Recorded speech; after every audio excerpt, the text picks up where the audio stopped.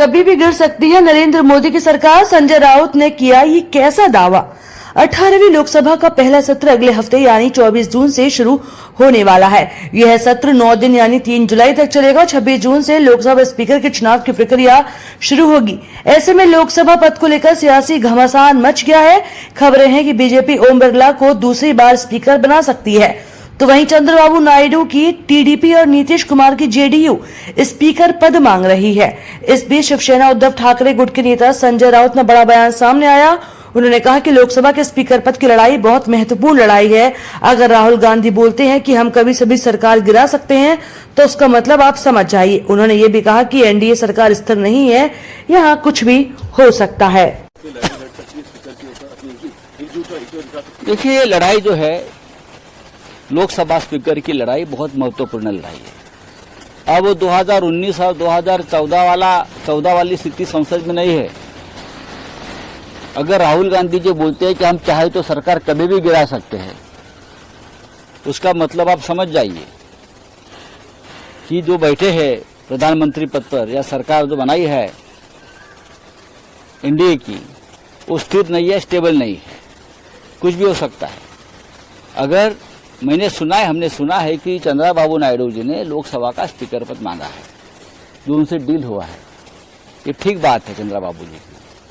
अगर लोकसभा स्पीकर पद पर एनडीए का कोई व्यक्ति नहीं बैठा, तो सबसे पहले नरेंद्र मोदी और अमित शाह तेलुगु देशम पार्टी को तोड़ देंगे, और ये काम शुरू कर दिया है। जनता दल यूनाइटेड नीतीश कुमार की पार्टी तोड़ देंगे, चिराग पासवान की पार्टी तोड़ देंगे, जयंत चौधरी की पार्टी तोड़ देंगे। उनका काम ये है, जिसका नमक खाते हैं उनको ही खत्म करते हैं, जिनके साथ खाने में बैठते हैं उधर ही छेद करते हैं। ऐसे लोग हैं बीजेपी के, हमारा अनुभव है। तो ये अगर चंद्रबाबू नायडू जी ने लोकसभा स्पीकर पद मांगा है और उनको अगर मिलता है, तो हम उनका स्वागत करेंगे जरूर। लेकिन स्थिति बदल गई है। अगर हम चाहे तो हमारा बहुमत हम लोकसभा में दिखा सकते हैं। अगर चंद्रबाबू को ये पद नहीं मिला और चंद्रबाबू अपना उम्मीदवार खड़ा करते हैं, तो हम पूरे इंडिया अलायंस में बातचीत करेंगे सब मिलकर, और हम ये कोशिश करेंगे कि पूरा इंडिया अलायंस चंद्रबाबू के उम्मीदवार के पीछे खड़ा रहे। आरएसएस एक बड़े रोल में दिखाई दे रहा है। मोहन भागवत जो है योगी को मिल रहे हैं, पर लेकिन मोदी को नहीं मिल रहे सर।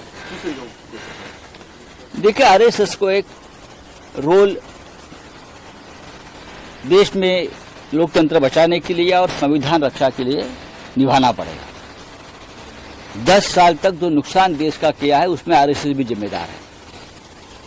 मोदी और शाह जी ने जो नुकसान किया है देश का, देश के लोकतंत्र का, देश की जनता का, राष्ट्रीय सुरक्षा का, कश्मीर का, मणिपुर का, उसमें आरएसएस भी बराबर की जिम्मेदार है। आरएसएस के समर्थन से ये सरकार बनी।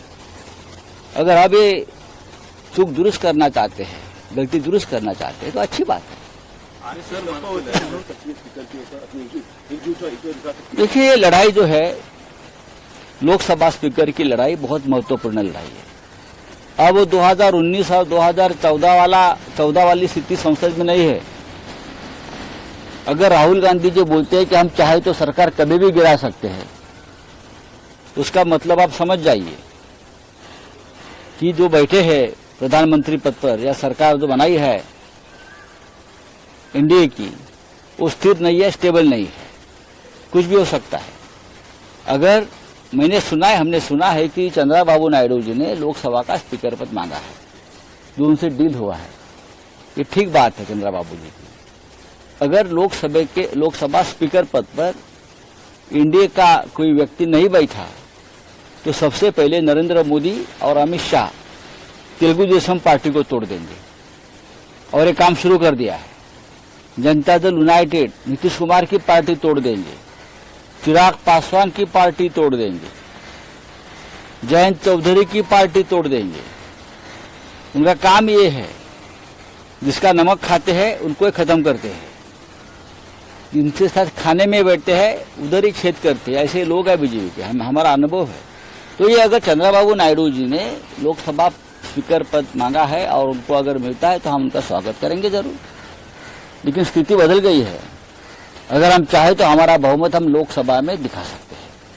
अगर चंद्रा बाबू को ये पद नहीं मिला और चंद्रा बाबू अपना उम्मीदवार खड़ा करते हैं तो हम पूरे इंडिया अलायंस में बातचीत करेंगे सब मिलकर, और हम ये कोशिश करेंगे कि पूरा इंडिया अलायंस चंद्रा बाबू के उम्मीदवार के पीछे खड़ा रहे। सर आरएसएस एक बड़े रोल में दिखाई दे रहा है। मोहन भागवत जो है योगी को मिल रहे हैं, पर देखिए योगी को मिल रहे हैं पर लेकिन मोदी को नहीं मिल रहे। सर किस तरीके? देखिए, आरएसएस को एक रोल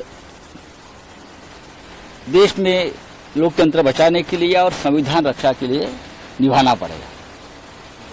10 साल तक जो नुकसान देश का किया है उसमें आरएसएस भी जिम्मेदार है।